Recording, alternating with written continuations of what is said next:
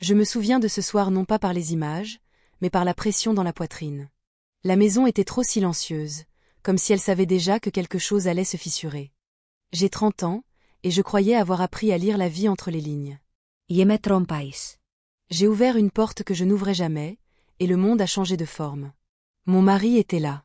Et 2 autres femmes avec lui. Aucun cri. Aucun geste brusque. Juste l'air, soudain plus lourd, presque immobile. Au début, je n'ai pas ressenti de colère. C'est étrange, je le sais. À l'intérieur, tout était calme, comme si quelqu'un avait coupé le son. Je regardais la scène comme une invitée tardive, comme une femme égarée dans sa propre histoire. J'aurais dû partir, refermer la porte, disparaître. Mais mes jambes ne bougeaient pas. À cet instant précis, j'ai compris que certaines trahisons ne font pas de bruit. Elles attendent simplement que tu les vois. Des souvenirs sont revenus sans prévenir. Nos matins. Le café qu'il ne remplissait jamais jusqu'au bord. Sa façon de se taire quand quelque chose n'allait pas. Je pensais que c'était la fatigue. L'âge. Le rythme de la vie. Je me disais que c'était normal, que tous les couples finissaient par glisser dans ce silence confortable. J'avais tort. La douleur ne disparaît pas, elle apprend seulement à se cacher. Les 2 femmes étaient différentes. L'une regardait le sol, comme si elle voulait s'effacer. L'autre me regardait droit dans les yeux. Pas avec provocation. Plutôt avec une gêne maladroite, presque humaine. Et là, contre toute attente, j'ai ressenti autre chose que la blessure. Une curiosité discrète, presque honteuse. J'avais besoin de comprendre pourquoi j'étais encore là. Pourquoi je ne fuyais pas. Pourquoi mon cœur battait sans se briser. J'ai fait un pas en avant. Ce geste m'a effrayé plus que ce que je voyais. Ce n'était pas une réaction, c'était un choix. Je n'attendais pas d'explication. Je ne cherchais pas d'excuses. J'ai senti que je pouvais rester. Pas comme une femme trompée. Comme une femme qui voulait se regarder en face. Était-il possible que le monde soit plus vaste que ce que j'avais accepté jusqu'ici? Était-il possible d'être forte sans partir, simplement en restant? Je suis restée cette nuit-là. Pas pour eux. Pour moi. J'écoutais ma respiration, je comptais les secondes, je surveillais chaque pensée qui naissait. J'avais peur, oui. Mais il y avait aussi une forme de calme inattendu. Comme lorsqu'on ouvre une fenêtre après un hiver trop long. Je ne savais pas où cela mènerait. Je ne savais pas si je pourrais pardonner, ou si je me perdrais en chemin. Mais je savais une chose. Je ne voulais plus vivre à moitié. Cette histoire n'a pas commencé avec une trahison. Elle a commencé avec mon refus de fuir. Et je sens déjà que le plus difficile est encore devant moi. Les jours qui ont suivi ont été étranges, étirés, comme si le temps avait décidé de marcher plus lentement que moi. Je me réveillais chaque matin avec cette question silencieuse. Qu'est-ce que j'ai vraiment choisi cette nuit-là? Ce n'était pas une simple décision de rester dans une pièce. C'était accepter de rester dans une réalité qui ne ressemblait plus à ce que je croyais solide. Et pourtant, je n'avais pas l'impression d'avoir perdu pied. Au contraire. J'étais plus attentive. Plus présente. Je regardais mon mari autrement. Pas avec les yeux de l'habitude, mais avec ceux d'une femme qui redécouvre un visage familier devenu soudain mystérieux. Je voyais ses gestes, ses silences, ses hésitations. Je comprenais que ce que j'avais pris pour de la distance était peut-être une fuite. Et je me demandais, sans me l'avouer complètement, depuis quand moi aussi je fuyais. Depuis quand j'avais cessé de poser des questions, de sentir, d'oser. Les 2 femmes ne sont pas sorties de ma tête. Leur présence avait laissé une trace, comme une empreinte discrète mais persistante.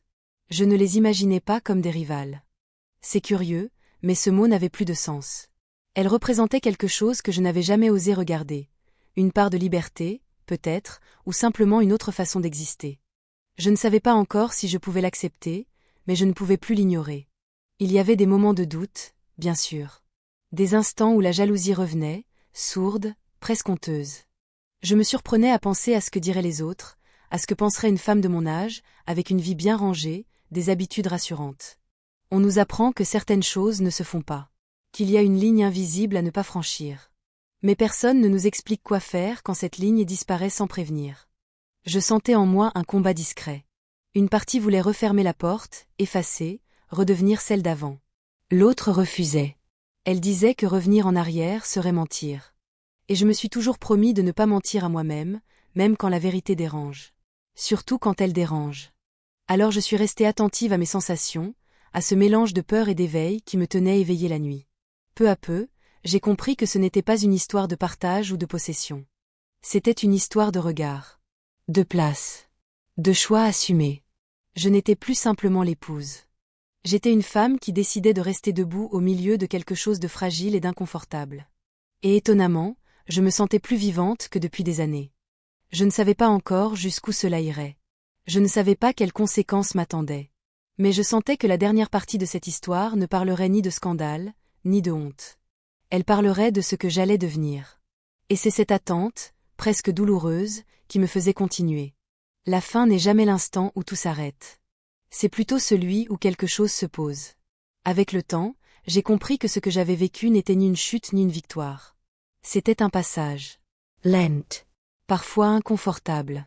Mais nécessaire. Je n'ai pas cherché à donner un nom à ce que nous étions devenus. Les mots rassurent trop vite, et je n'avais plus envie de me rassurer. Il y a eu des silences. Des regards qui en disaient plus que des promesses. J'ai observé mon mari changer, non pas parce qu'il devait se justifier, mais parce qu'il n'avait plus où se cacher. Et moi aussi. Je n'étais plus celle qui attend. J'étais celle qui choisit, chaque jour, de rester ou de partir. Cette liberté-là a un goût étrange. Elle fait peur au début, puis elle devient indispensable. Les deux femmes ont cessé d'être des silhouettes dans mon esprit. Elles sont devenues des miroirs. Pas de ce que je voulais imiter, mais de ce que je refusais désormais de nier. Leur présence m'a obligée à regarder mes limites, mes désirs enfouis, mes renoncements silencieux. À 30 ans, je croyais me connaître. En réalité, je m'étais simplement habituée à une version plus simple de moi-même. Je n'ai pas perdu ma dignité en restant. Contrairement à ce que certains pourraient penser. Je l'ai reconstruite autrement. Plus fragile, peut-être, mais plus honnête. J'ai cessé de mesurer ma valeur à travers le regard des autres, à travers les règles que l'on répète sans jamais les interroger. J'ai appris que la fidélité la plus difficile n'est pas celle que l'on doit à un couple, mais celle que l'on se doit à soi-même. Il y a eu des nuits longues, des matins hésitants. Rien n'a été facile, et c'est sans doute ce qui rend cette histoire vraie. Je ne raconte pas un conte. Je raconte un chemin.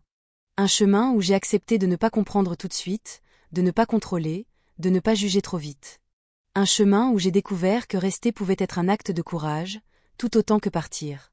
Aujourd'hui, quand je repense à ce premier soir, je ne ressens plus la même pression dans la poitrine. Il reste une trace, bien sûr. Mais elle ne fait plus mal. Elle me rappelle simplement que j'ai osé regarder la réalité sans détourner les yeux. Que j'ai choisi de vivre pleinement, même dans l'incertitude. Cette histoire se termine ici, mais ma vie, elle, continue. Different. Plus consciente. Et si quelqu'un me demandait ce que j'ai appris, je répondrais ceci, sans hésiter. Parfois, ce qui semble être une fin n'est que le début d'une vérité que l'on n'osait pas entendre.